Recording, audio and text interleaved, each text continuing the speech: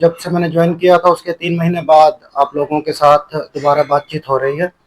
इस दौरान अम्बाला रेंज में हमने एक टीम की भांति काम किया है और उसके बड़े पॉजिटिव रिजल्ट सामने आए हैं। उन सभी रिजल्ट्स की मैं आप लोगों को आज ब्रीफ दे रहा हूं। हमारे साथ कुछ हमारे पत्रकार यमुनानगर और कुरुक्षेत्र से भी ऑनलाइन जुड़े हुए हैं।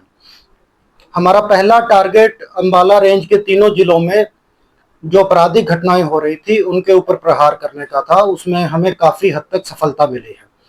हमारी अम्बाला की जो तीनों क्राइम यूनिट्स थी उनको हमने अपग्रेड किया और उनका एक उचित तालमेल हमारी एसटीएफ यूनिट के साथ भी किया। उसका नतीजा ये निकला कि पिछले कुछ महीनों में हमें काफ़ी इस तरीके के टारगेट मिले जो संगठित अपराध में इन्वॉल्व थे और उन पर हमने एक्शन भी लिया।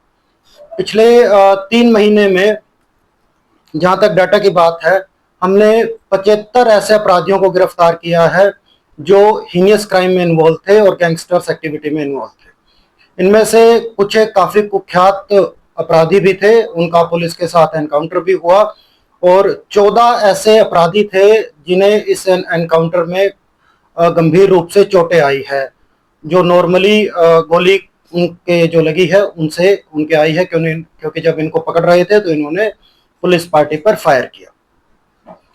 इसी श्रृंखला में हमारे इन एनकाउंटर्स की श्रृंखला में 2 कुख्यात हमारे अपराधी मारे भी गए।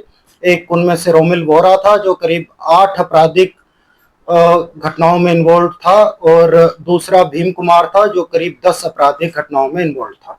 हमारा ये अभियान आगे भी जारी रहेगा और क्रिमिनल्स को हम किसी भी तरीके से इस पूरी रेंज में बर्दाश्त नहीं करेंगे।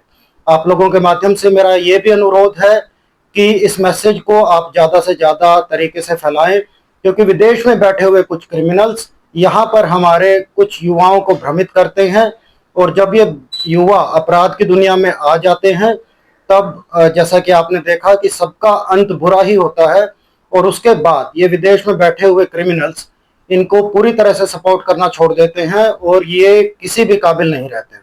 इन्हें बड़े बड़े लुभावने वादे दिए जाते हैं कि आपको हम लोग विदेश ले जाएंगे, आपको हम लोग लाखों रुपए देंगे, पर अगर सच्चाई की बात देखें तो ना इन्हें इस तरीके का कोई पैसा दिया जाता है और ना ही बाकी कोई किसी तरीके का वादा पूरा किया जाता है, बल्कि ये इनको एक शिकार की तरह इस्तेमाल कर रहे हैं यहाँ पर डर का वातावरण फैलाने के लिए।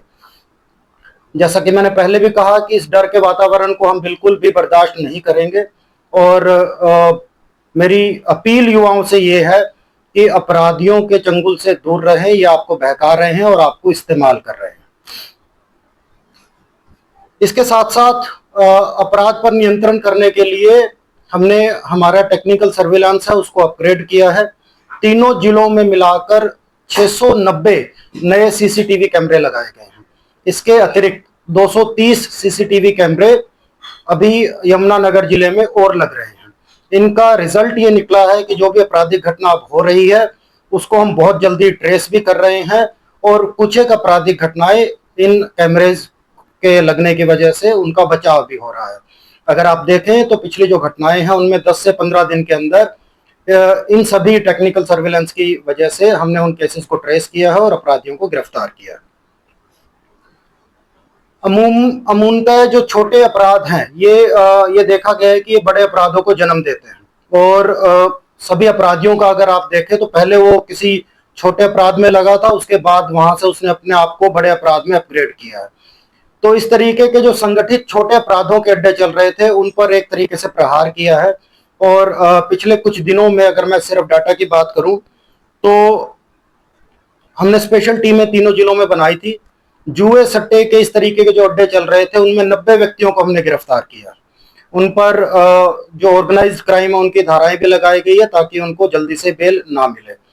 इसके साथ साथ 224 व्यक्तियों को अवैध शराब बेचने में और 225 व्यक्तियों को एनडीपीएस नशीले पदार्थ बेचने में भी हमने अरेस्ट किया है और मैं ये बताना चाहूंगा कि अभियान आगे भी जारी रहेगा। इस तरीके का जो अव्यवस्था समाज में लोग फैला रहे हैं उनको हम कतई बर्दाश्त नहीं करेंगे।